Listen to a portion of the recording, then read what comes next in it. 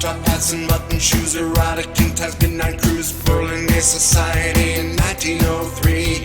Sigmund Freud's Vienna's hype identifies the homotype, the intermediate sex, and heterodoxy. The gay wave moves across the sea. Hello, there is liberty. Betty Boop is hot and hooches out in the cold.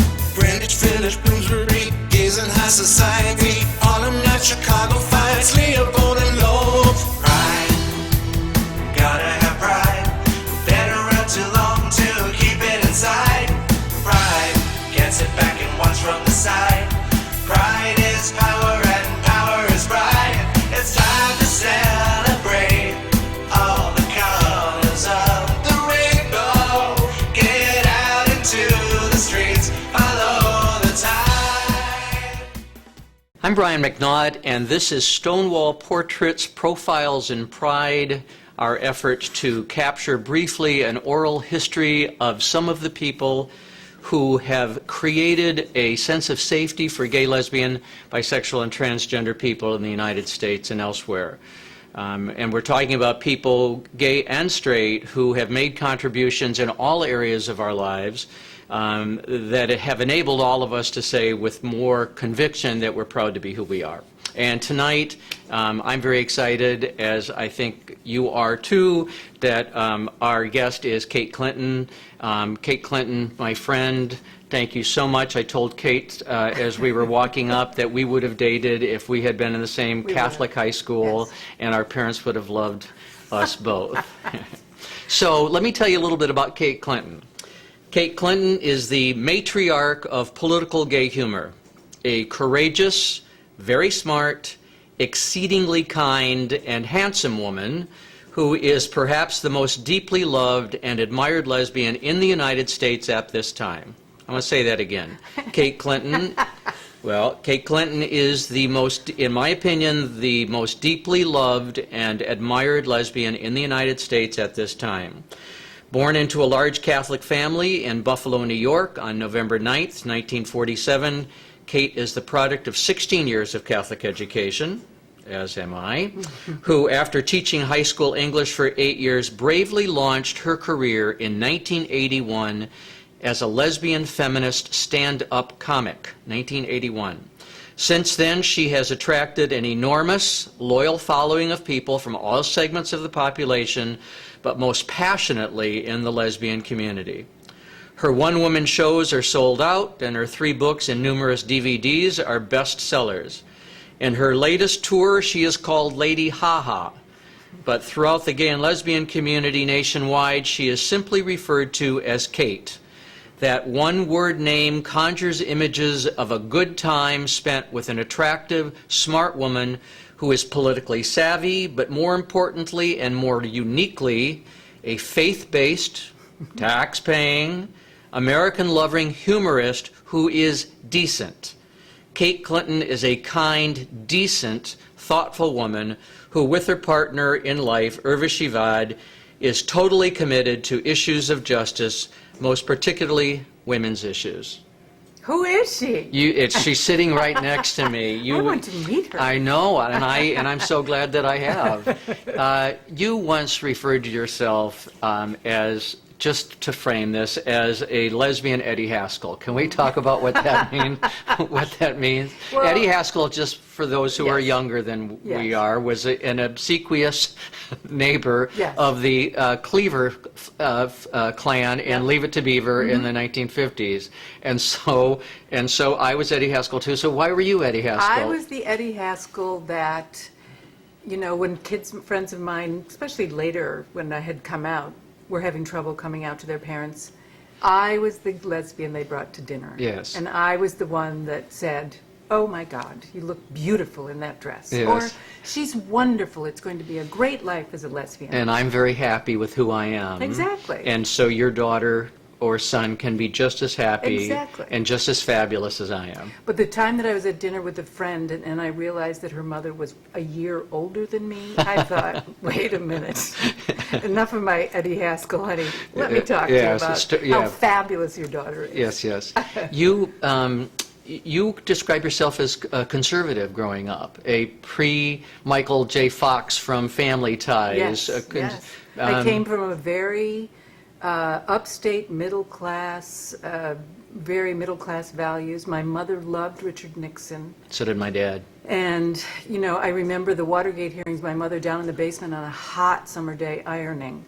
And ironing my father's shirts as he went to work the next day, and he would go off to work with shirts that had big black triangles where my mother had just stopped and gone, oh, he did? Or he didn't. Or he didn't. Right. He couldn't have. Yeah. Yeah, so very conservative. Were you always funny? You talk about in one of your responses to a question that when you made the fourth grade English teacher laugh and fall off her chair in the gymnasium when you were in first grade doing lip syncing, that you knew that you had it. Absolutely. And I had 3 brothers, so, they all played football. So the way to make my life, where I wouldn't be a punching bag or a tackling ram, was to make them laugh. And they would just get weak and fall down. One of my goals, and we said the rosary after dinner every night, would be if I could get my brother to slide off his chair. Laughing during the rosary. Yes. And your mother would be darting evil eyes, saying at him, not you. Yeah. That was my job, little Eddie.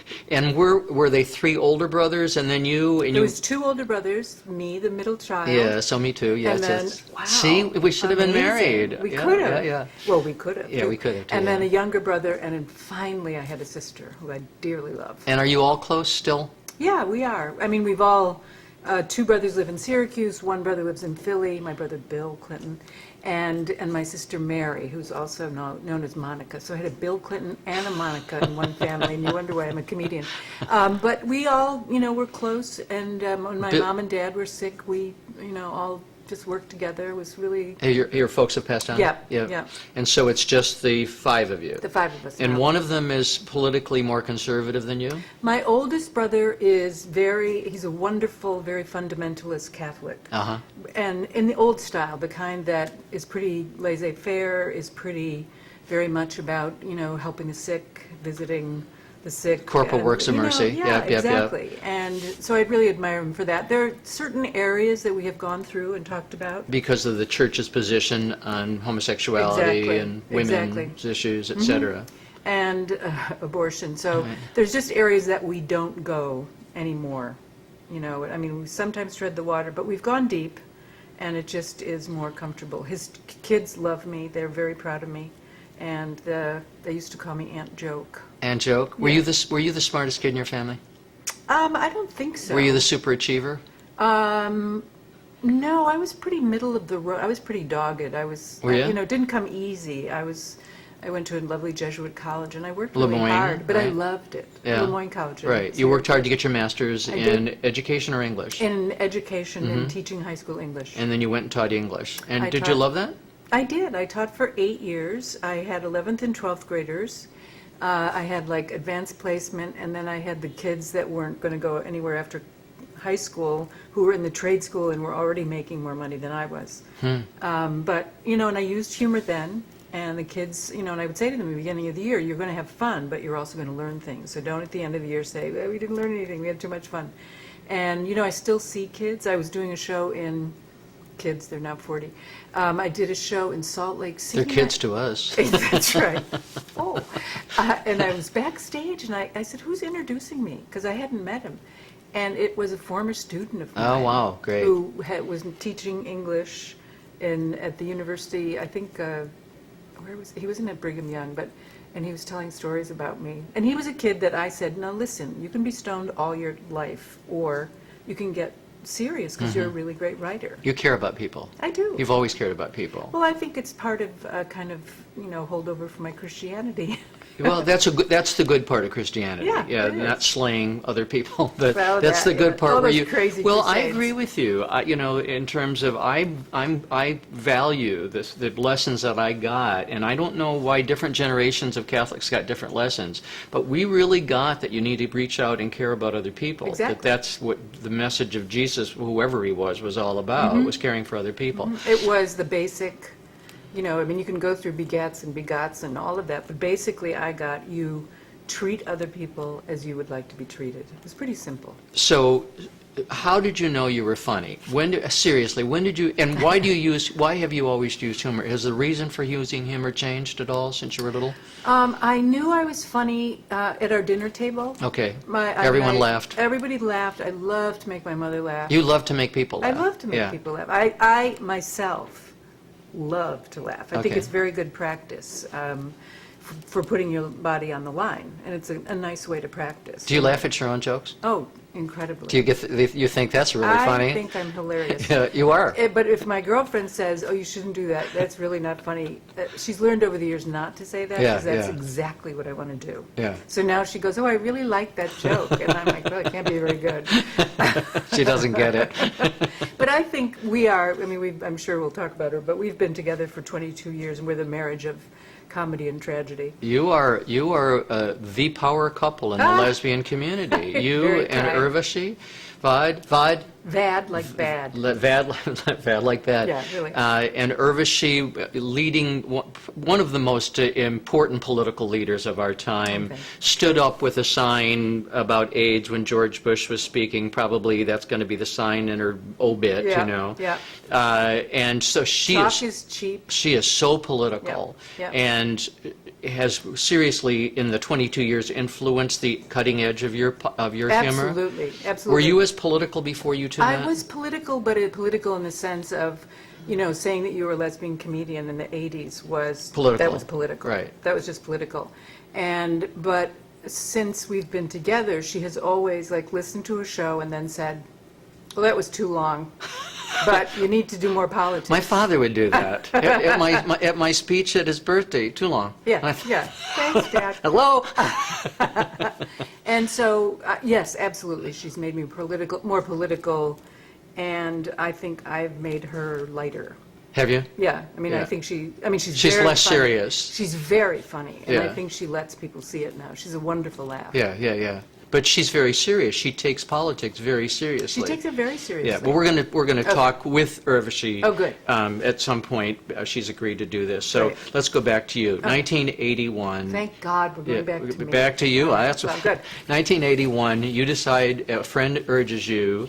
I had come out. Right. In my Oh, you last had. year of teaching. Oh, you had. I Okay. finally met a woman who wasn't Catholic. Uh-huh. So it wasn't all guilty. She was a Quaker and had no concept of guilt. I remember I slept with her, and the next morning she said, "Well, I told my sister," and I was like, "You what?"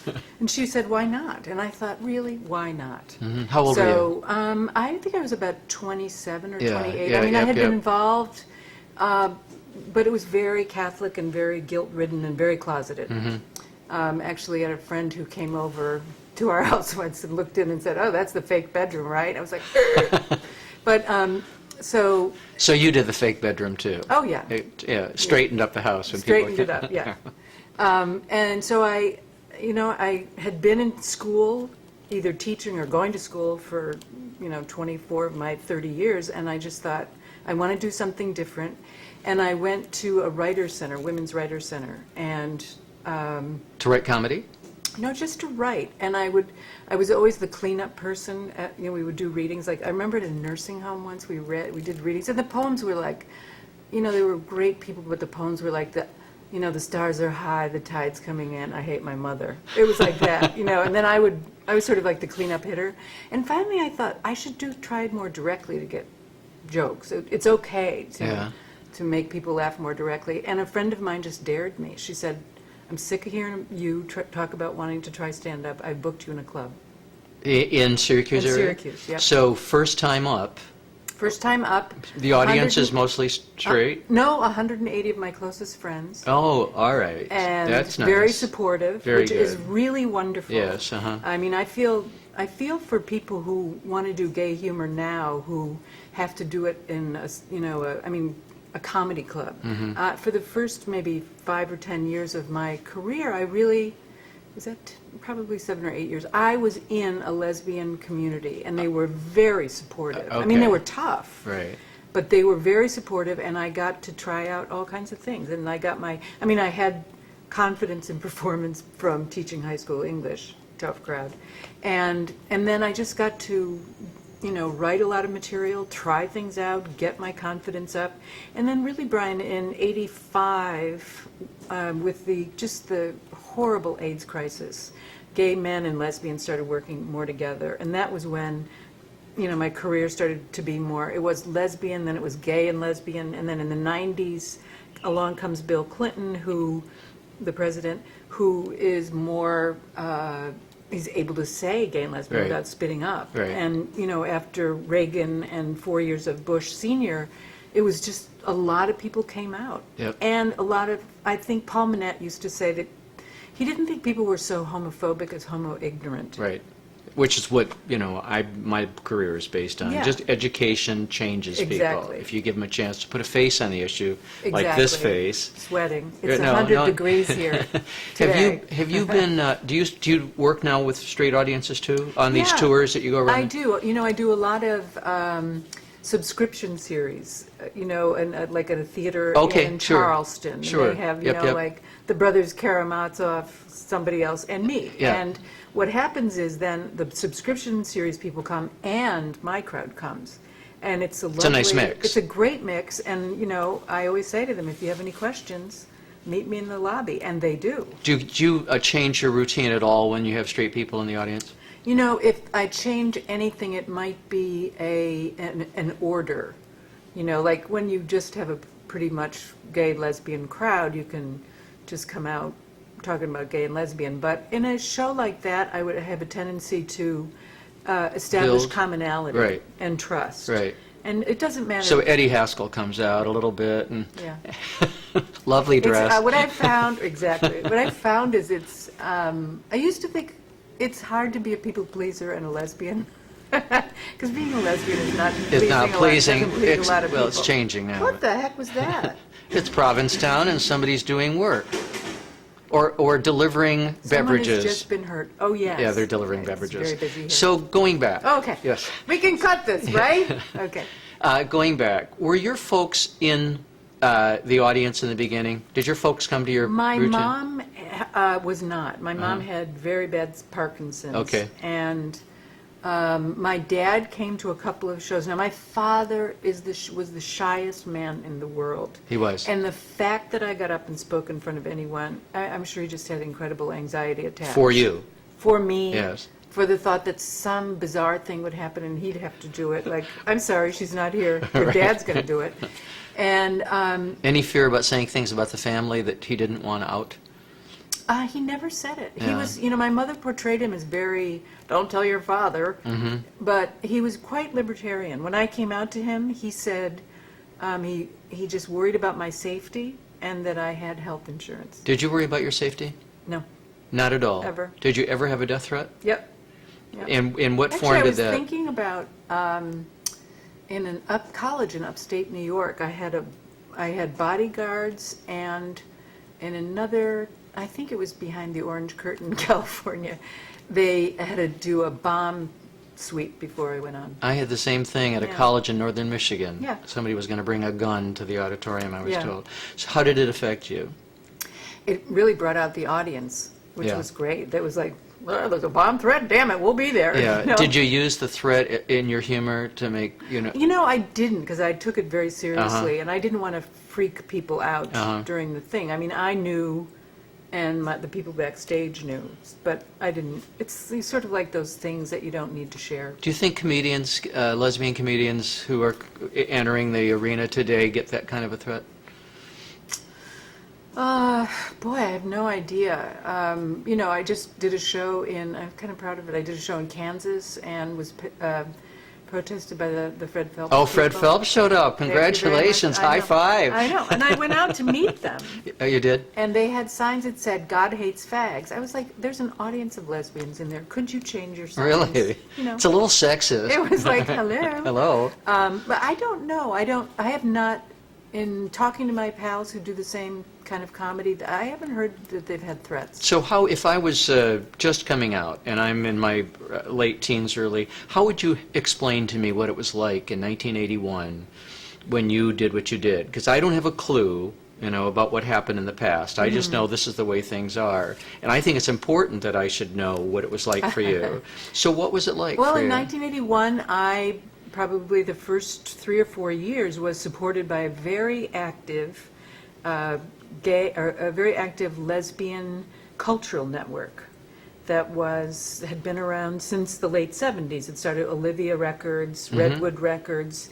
That the women who founded it believed that there was no way that the images of lesbians were getting out there. So they started their own record company, put out their own records. Chris Williamson, Meg Christian, Right. Holly Near. Holly Hughes.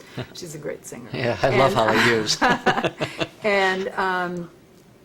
And so I really benefited from that rich network of there were record producers. How'd and they find you? distributors. You went from stand-up comedy in Right. Syracuse for how long? I mean, was that it? How long were you there, and when did you start going beyond Syracuse? Probably within 6 months. Oh. And what happened was a good friend of mine had been in a women's band, that Sweet Jenny Grit, that toured all over, and somebody started sleeping with somebody. It got crazy. The band broke up. Lesbian drama. I know. And she said, "Well, I'll book you for the summer." And she booked me for 5 years. So she was the one that knew the network. I mean, if she'd been like an undertaker, I would have been doing jobs. Were you quite taken? I mean, here you come from upstate New York, an English teacher, and suddenly you're surrounded by all of these politically savvy lesbians who are very female identified. Were you as strong a feminist at that point as they were, and were you ever given any hard times about your politics at the time? I was. Yeah, you weren't radical enough, maybe? Or I would, oh my God, it's difficult, when people are so threatened in their very existence to take in humor sometimes, because they feel like it's a threat. So, and women have had humor used against them for a very long time, so it takes them a while to ease up and to let things in. But I felt like right from the beginning that if I came from a place that was clearly from a place of love and not from hate, that eventually it would, they would feel trusting and they would listen. That's where you come from, though.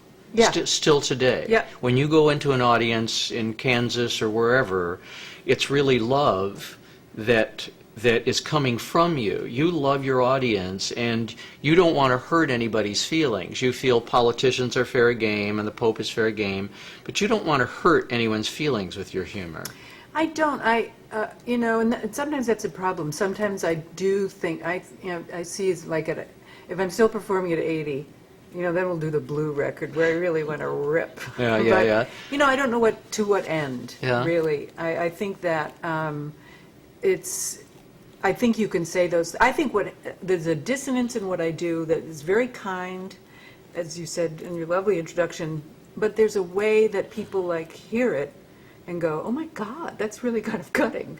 And that's I think there's a way, because we do have to say things that hurt people. Yes. Because we want to change things, and the complacency of the status quo allows people to just kind of sit there and not change. And I think my job, your job, is to change. When can you rip? At what point do you feel like, I'm mad as hell and I'm not going to take it anymore and I'm going to say what I've been wanting to say for a long... I think I am more and more. Are you? I really am. Yeah. I think that these are very perilous times that we are up against, we're up against it. And I have an opportunity to really, I don't know, rip as much as I think people are inundated with information, but they have they don't have time for analysis or Right. context. Right. So I think that's what Do you think your age has something to do with that? Oh, absolutely. Yeah, that you get to an Absolutely. age where you start to see, you feel more secure. You're not auditioning anymore. Right.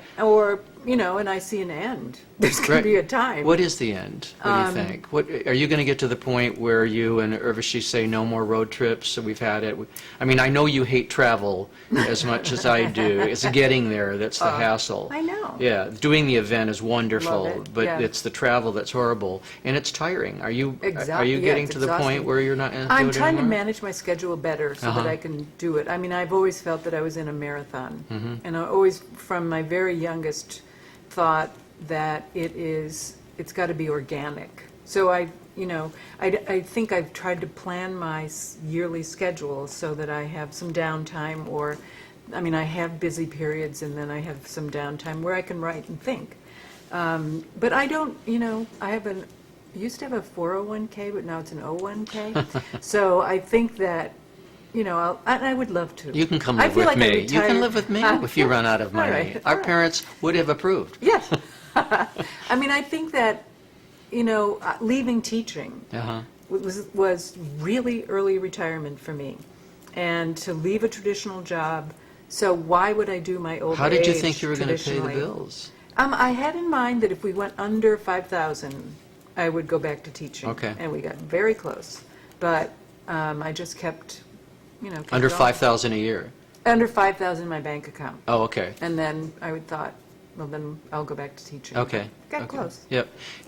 Family closer now than before? Did they have a tough time with you coming out, and did they get past that, or were they always understanding and supportive? Each one has their own story. Yeah.